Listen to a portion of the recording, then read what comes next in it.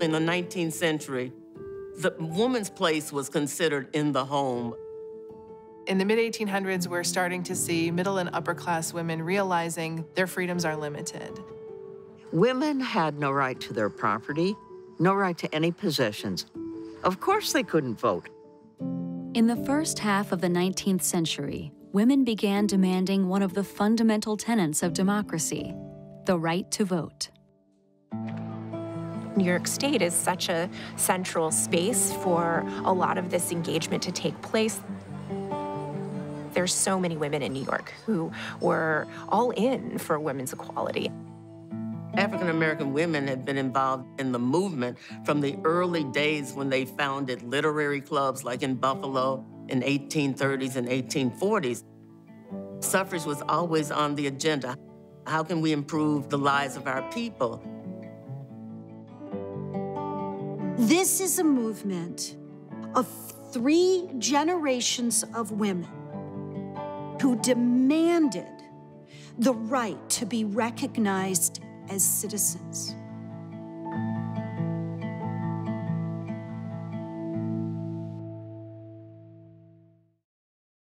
Major support for discovering New York suffrage stories was provided by the National Endowment for the Humanities, bringing you the stories that define us. And by the Susan Howarth Foundation and KeyBank in partnership with First Niagara Foundation, with additional funding from the Fred L. Emerson Foundation and Humanities New York.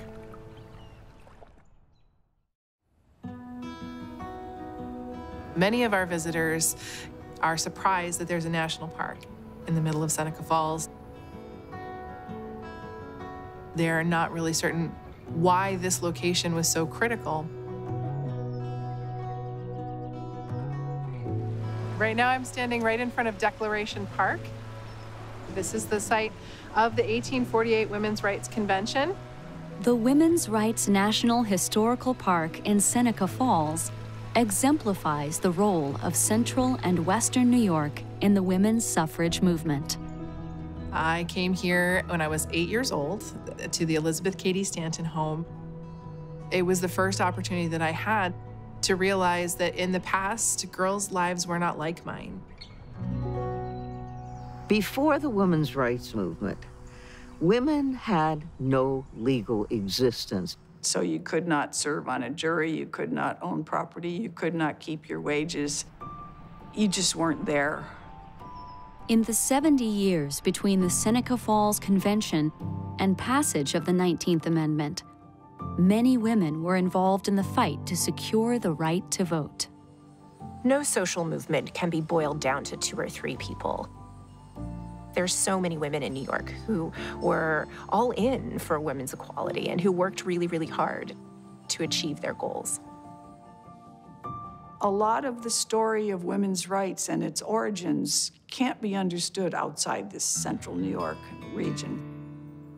In the 1830s, 40s, central New York was benefiting tremendously by the building of the Erie Canal. The Erie Canal was the information superhighway of the 19th century. So that made this region able to engage in radical ideas and radical thinking because ideas were spreading very quickly. As we look back on any moment in history, it's important to recognize that we don't know everything that happened. To make change, it takes thousands, if not millions of people, and it takes decades, even centuries. You have to recognize that it may not happen in your lifetime and that the work it takes is intense and extreme. You know, I think we can really admire their commitment to their cause and recognize the work.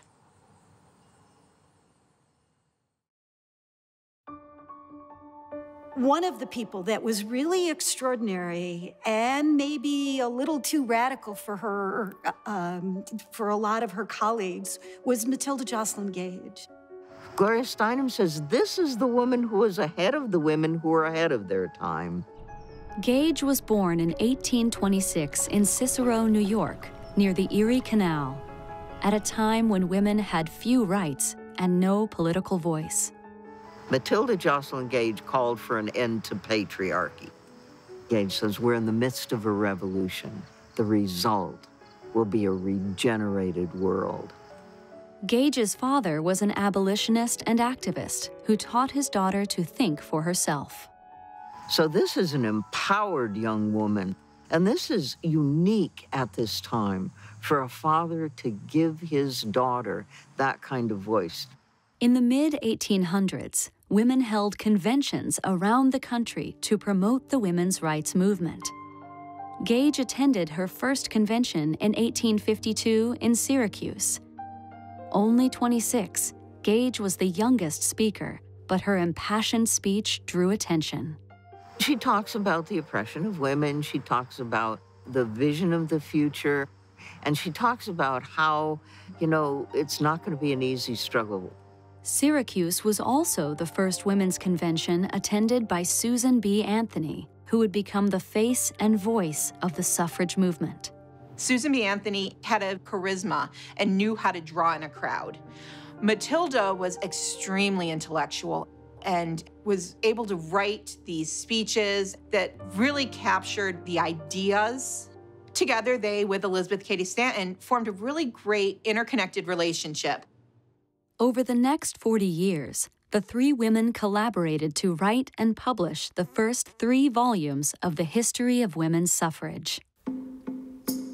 Gage's views on women's rights were influenced by the Haudenosaunee women she encountered in central New York. In Fayetteville, Gage would have been interacting between Onondagas, Oneidas. This is the world that she would have seen. Amongst the Haudenosaunee people, the culture, the political and social structure of the people focuses on women. Haudenosaunee women were never lacking for equity. That idea alone had to have been inspirational to the American women's suffrage movement. When you think about the Haudenosaunee form of governance, the reason it works is because women are at the core of it. Gage often cited the Haudenosaunee as an example of a society where women were respected as equals. The Haudenosaunee recognized Gage with honorary adoption into the Wolf Clan of the Mohawk Nation.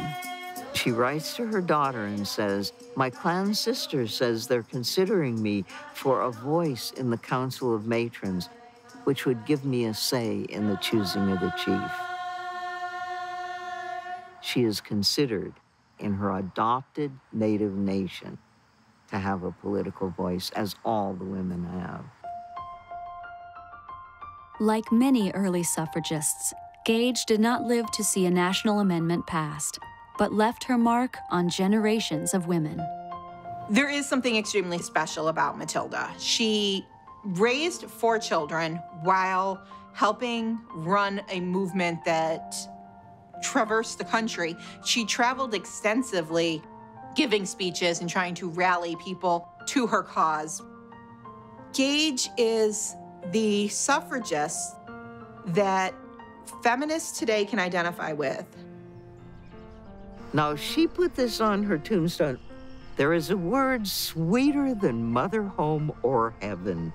That word is liberty. This was her motto.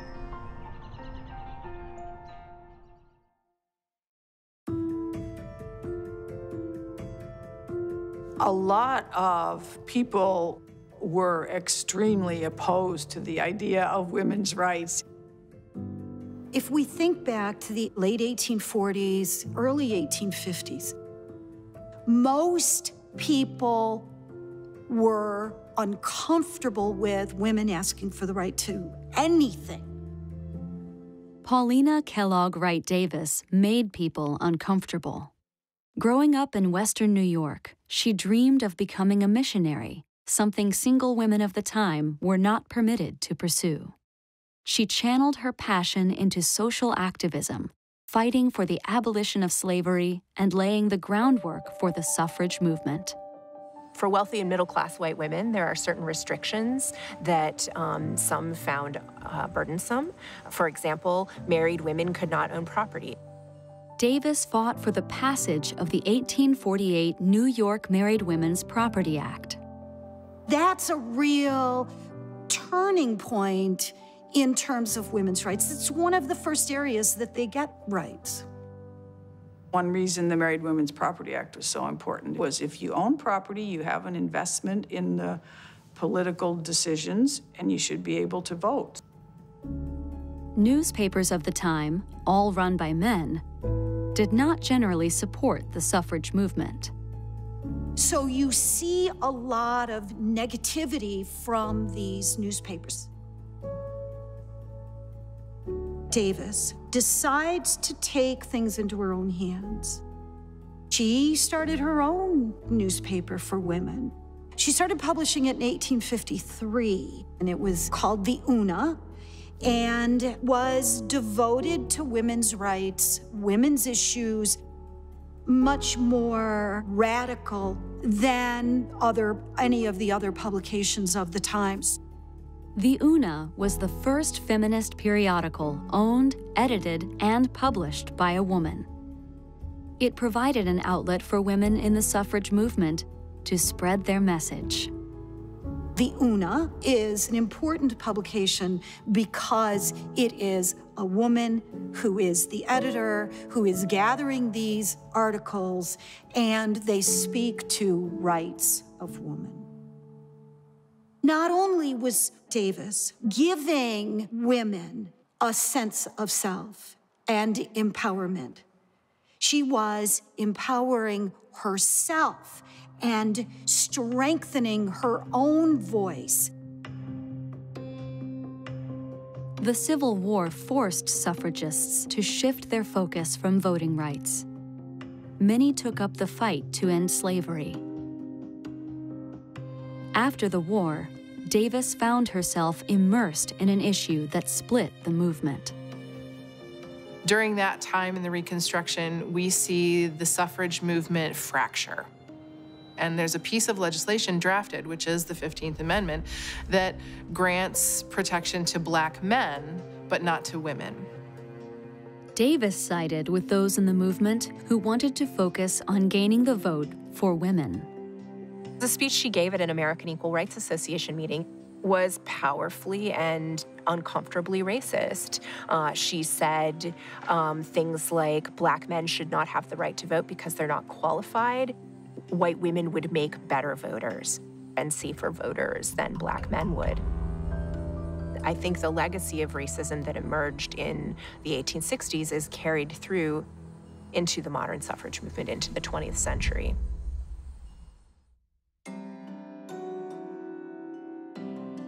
African-American women had been involved in the movement from the early days. They were suffragists and worked tenaciously to effect change in their communities. The contributions of women of color have long been missing from the story of the suffrage movement. One of the most interesting women of the later part of the 19th century was Hester Whitehurst Jeffrey. I think of her as a woman who saw that there needed to be changes made and worked to make those changes. For women of color like Jeffrey, getting the vote was part of a larger struggle for basic human and civil rights. One of the biggest differences for Black women as opposed to white women, you see more of a focus from white women on the right to vote. For Black women, it would have been a luxury to focus exclusively on getting the right to vote. People are talking about it as the women's hour, the women's era. And Black women are caught there. On the one hand, as women, they're being raised up and valued. On the other hand, as people of color, they're facing, along with men, the most horrific period we've ever seen of murders and lynchings and burnings and destruction of African American people.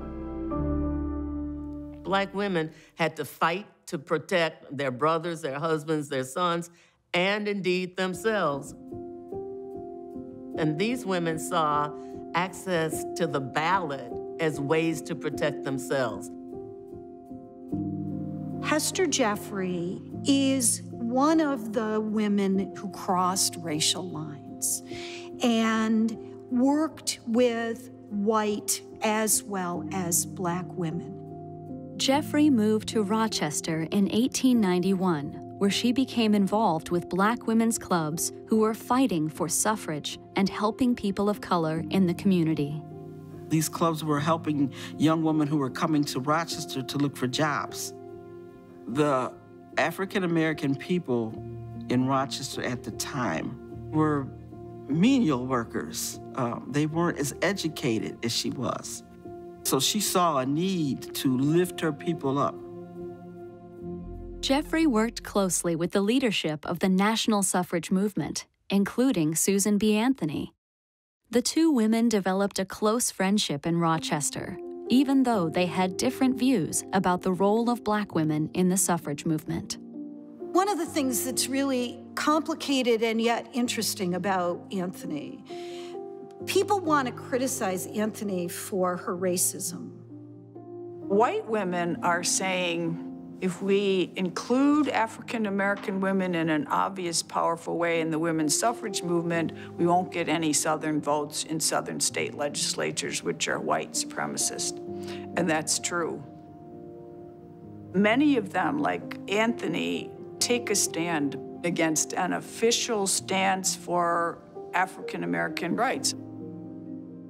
You do have this division of the races, but Hester Jeffrey continued with her activism, even knowing that Anthony had engaged in some racist behavior.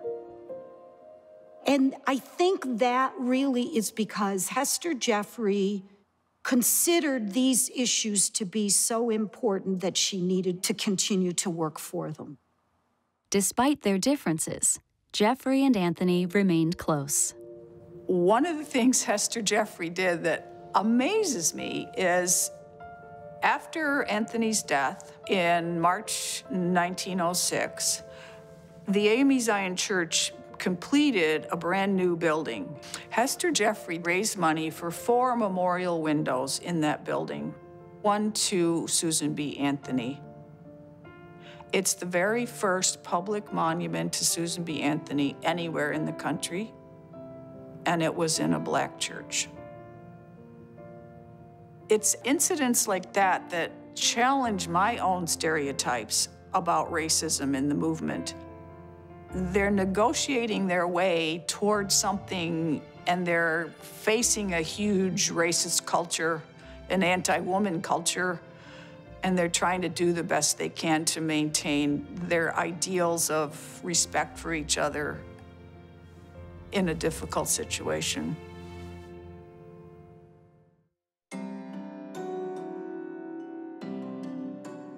The other most important woman in Western New York is Mary Talbert, who was very active with the National Association of Colored Women. The best-known colored woman in America, said one observer. She was known as the most famous Black woman in the world. Not just Buffalo, not just the country, but the world. She was somebody who was committed, first of all, to affect change in the lives of people. I think it stemmed from the family background that she had. Mary Talbert was raised in Oberlin, Ohio. Oberlin was a small town. It was a seat of abolition. She and her family were members of the Congregational Church, another seat of abolition. So from childhood forward, she was committed to this value system, to those to whom more is given, more is expected. She went to Oberlin College. In her class, she was the only Black woman graduate.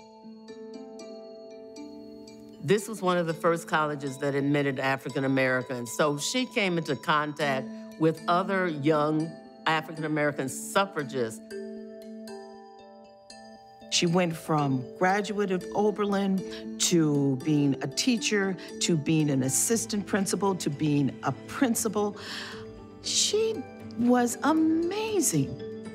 She moves to Buffalo in 1891 and marries into one of the wealthiest African American families in New York State. 1890s in Buffalo was actually a very interesting time. We had a community of color that was prospering. The Talberts founded and were active in the Michigan Avenue Baptist Church. This is the Michigan Avenue Baptist Church. And this church was the center of this community. Reenactor Mary Craig keeps the story of Mary Talbert alive. This dress, when I put it on, I actually start to feel like she would have felt. I love the fact that I get to share with people who may have never heard of this woman the amazing things that she did. Because I always think of Mary Talbert as being one of the most hopeful people, one of the most vigorous voices for change. She didn't have to do any of this. She could have been in her house, which used to be right next door to this church. She could have been there, served tea, took care of kids, but she chose not to. And that's because of the injustices that she saw. Mary Talbert fought for suffrage because she saw that as a critical element to maintain the world in which she wanted her grandchild, her daughter, and everybody else's children to live in. With the ballot, one could enact legislation to protect and guarantee American citizenship. They were talking about issues that were important to them, and that included voting rights. It included rights for their children. It included rights for their husbands. It included rights for their sons. It was a time when people wanted to strengthen the voice of people of color. I think because of who she was and how she carried herself, people listened. Mary Talbert's legacy is her strength of character, her desire to support all people, to be a voice for all people. Everybody should be equal, had the right to be equal. And I think her legacy is that she fought for that her whole life.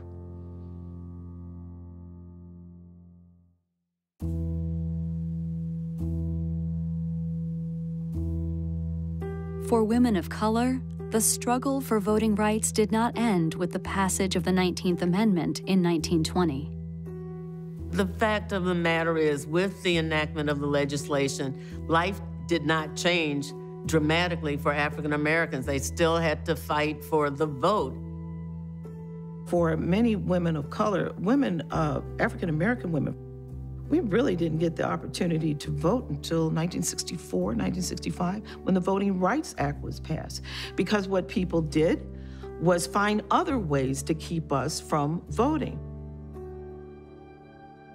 I think it's just that this country was organized, and to some extent remains so, in a very powerful, systemic way to put people of color and women in certain roles. And it's taking a long, long time, and it's not over, and it never will be over.